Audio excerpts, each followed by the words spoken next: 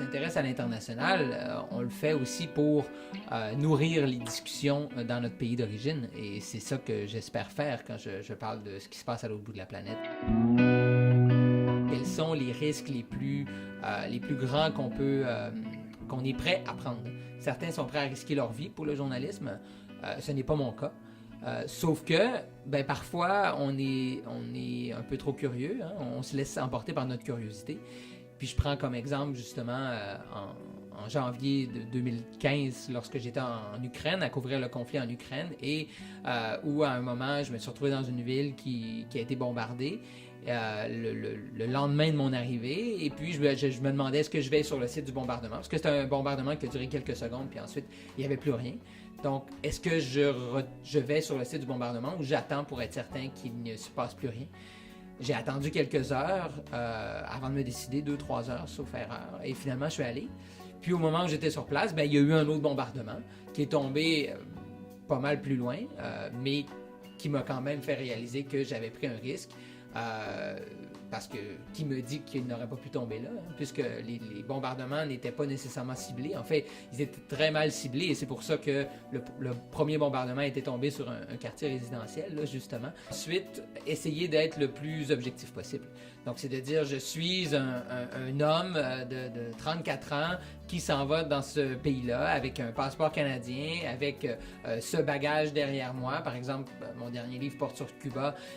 C'est un pays encore aujourd'hui communiste. C'est de dire, moi, j'ai vécu dans des pays post-communistes et donc, j'arrive avec mon regard teinté. Mais en arrivant là, j'essaie de voir les deux côtés de la médaille surtout et j'essaie donc d'offrir une vision objective autant que possible à mes lecteurs. Mais voilà, c'est vraiment, l'objectivité est inatteignable, donc il faut tendre vers elle. Bien gérer les risques, ça permet de mieux comprendre quel est le pire qui peut arriver. Et quand je me suis fait arrêter en Biélorussie, j'étais jeune, j'avais 22 ans, j'avais pas beaucoup d'expérience encore, mais je savais très bien qu'on n'allait pas me fusiller le lendemain matin à l'aube. C'est important d'être conscient de toutes ces choses-là et ça fait partie du processus, en fait, ça fait partie de la préparation pour éviter les traumatismes. Quand tu sais à quoi tu peux t'attendre de pire, puis quand tu es capable de jauger la situation.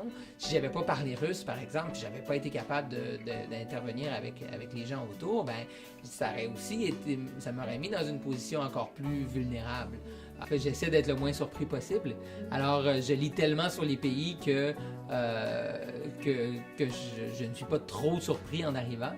Cela dit, il y a des pays qui ont une complexité particulièrement complexe.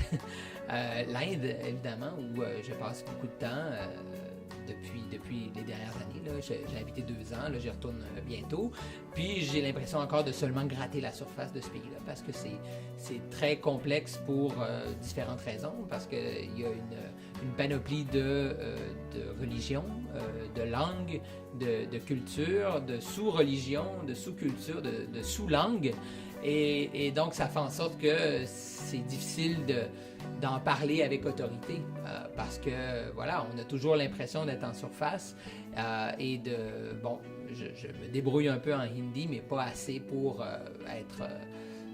me sentir à l'aise dans cette langue-là, dans cet environnement-là. Et de toute façon, même si je parlais bien hindi, il y a encore 50 langues que je ne parlerai pas dans le pays. Il y a la moitié de la population avec laquelle je ne pourrais même pas converser. Et donc, j'avais décidé d'aller ailleurs. Je m'étais dit, l'Inde, je risque d'en avoir pour mon argent en matière de dépaysement et d'étirement de paradigme, hein, parce qu'on voit le monde d'une certaine façon. Mais là, d'arriver dans un monde comme ça, d'être déjà perçu comme un étranger avant même d'avoir ouvert la bouche en raison de la couleur de peau, de l'apparence physique, ça chamboule un peu tous nos acquis, hein, parce que quand j'étais en Russie, jusqu'à ce que j'ouvre la bouche, on pouvait penser que j'étais russe, et ça change la perspective sur le monde, donc d'être déjà perçu, d'être un bruit dans le reportage, dans l'environnement. Moi, j'aime ça me fondre dans la masse le plus possible pour essayer d'observer sans trop parler, au moins avant de faire des entrevues, disons. Mais là, en Inde, c'est pas possible. Alors, ça pousse à essayer de développer d'autres mécanismes, d'autres façons d'aborder les choses pour rendre compte de la réalité. Au final, c'est ça l'objectif, rendre compte de la réalité.